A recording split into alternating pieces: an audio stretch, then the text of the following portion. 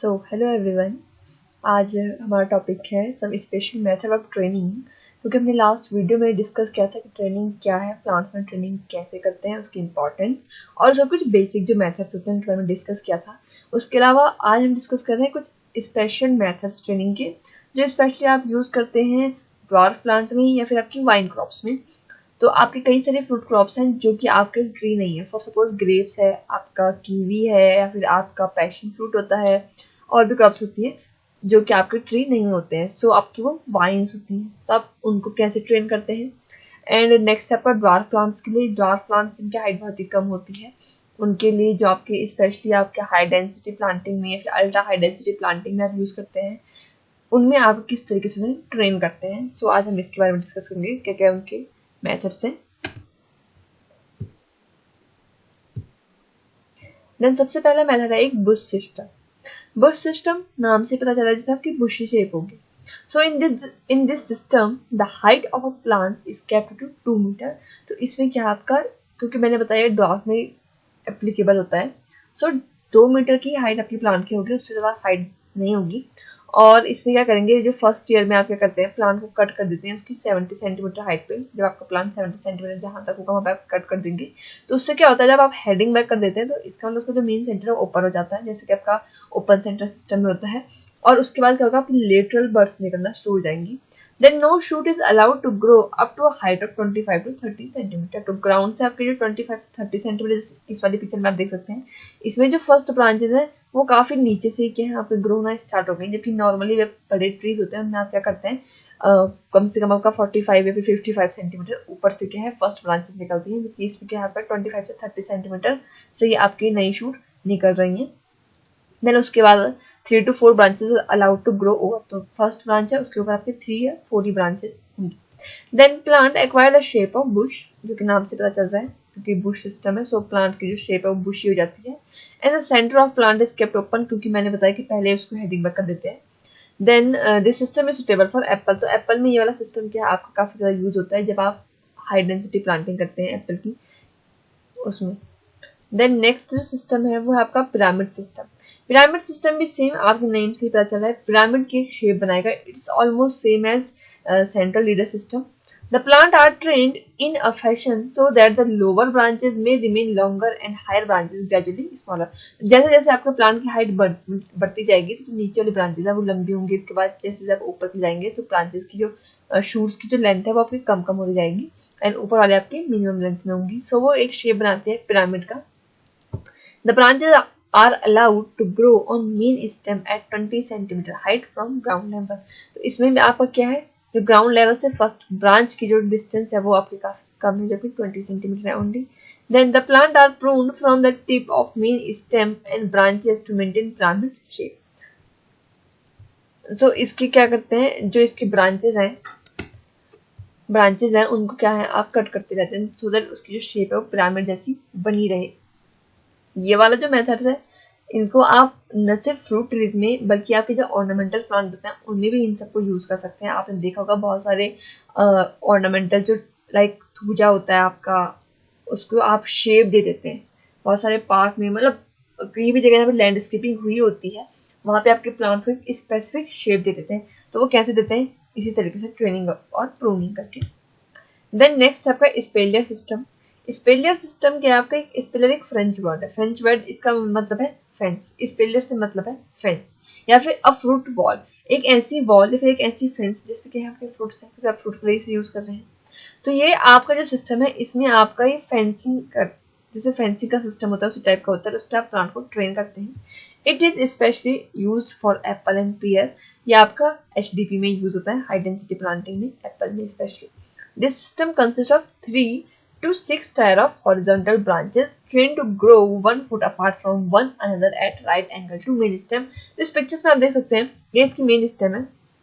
Then इससे आप क्या करेंगे, इस वाली उसमें आपकी 3 ब्रांचेस इस तरफ से, 3 ब्रांचेस इस तरफ से आपकी ग्रो हो रही हैं और इनके बीच का जो डिस्टेंस है वो भी ऑलमोस्ट आप 30 सेंटीमीटर कम से कम रखते हैं।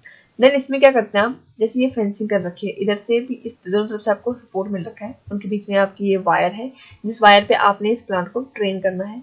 तो आपकी जब ये ब्रांच न्यू होती है, बिल्कुल सॉफ्ट होती है, फ्लेक्सिबल होती है, तभी आप इसको क्या करते हैं, इस वायर के साथ टाई कर देते हैं जिससे उसको सपोर्ट मिले और ये एक ऐसी शेप ले ले।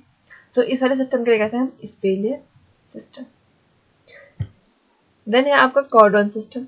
कॉर्डन refer to closely spurred single stem tree tied to a support. इसमें भी आपका प्लांट को सपोर्ट दिया जाता है, जैसे इस पिक्चर में आप देख सकते हैं।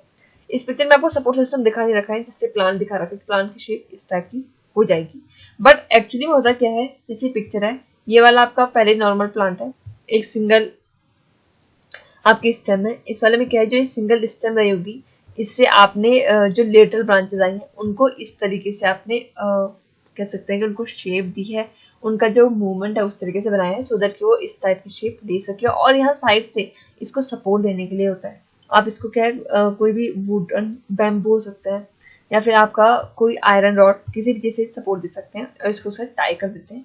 सो इस सिस्टम का हम कहते हैं कॉर्डन सिस्टम। ये भी आपका एप्पल और पियर में यूज होता है। The trained plant bear early crop as compare to dwarf pyramid and bush system. जो मैं पहले पढ़े हैं पिरामिड सिस्टम और बुश सिस्टम, उसके कंपैरिजन में ये वाला जो सिस्टम है, इसमें प्लांट की जो क्रॉप जो आती है वो जल्दी आती है। Then depending upon the number of main stem, जो ये आपकी मेन स्टेम है, इसमें सिंगल है, इसमें आपके 3 है, इसमें आपके 4 है, इस तरीके से। सो depend upon the number of main stem along with wire, the system is known as single cordon, double cordon, triple cordon, जितने भी आपके नंबर होते हैं उसके अकॉर्डिंगली देन आपका कॉर्डन सिस्टम है। देन आपका नेक्स्ट है आपका ततुरा ट्रेलिस। ततुरा ट्रेलिस सिस्टम क्या है, ये आपका वैसे तो ट्रीज में आप यूज कर सकते हैं, बहुत सारी क्रॉप में यूज होता है। यहाँ पे लिखा है जैसे एप्पल, पियर, प्लम, कीवी, ग्रेप, इसके अलावा पीच, एप्रिकॉट यूज कर सकते हैं आप। इस सिस्टम में क्या होता है, the system is training fruit tree along with trellis of wire. तो आप वायर के ट्रेलिस बनाते हैं। अब ट्रेलिस क्या है आपका, एक तरीके से कह सकते हैं जो ये वी शेप में, ये आप देखिए सर पिक्चर में, ये आपकी वायर्स हैं।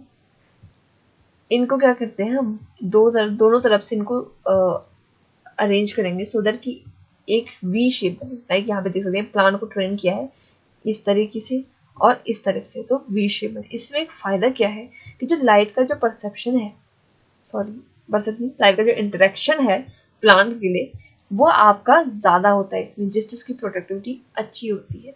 सो इसमें क्या है, the alignment of tree lie in the centre of trellis and its branches are trained along the wire of the trellis. जो ट्रेलिस है, इस सिस्टम के लिए ट्रेलिस कह रहे हैं, ये इसकी वायर्स है, प्लांट इसके साथ ग्रो करता है और इन दोनों ट्रेलिस के बीच में प्लांट यहाँ पे क्या आपका एस्टेब्लिश रहता है।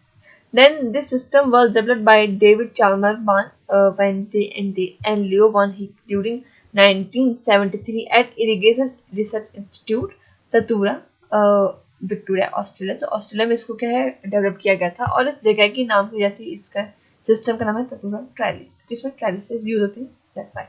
So in between two trellis gap of 7 feet is maintained. जो आपके दो ट्रेलिस हैं उन दोनों के बीच का जो गैप है वो आपका 7 फीट होना चाहिए और इसकी जो ओरिएंटेशन है वो आपकी नॉर्थ टू साउथ होती है, सो दैट उसका सनलाइट उस पर अच्छे से हो सके।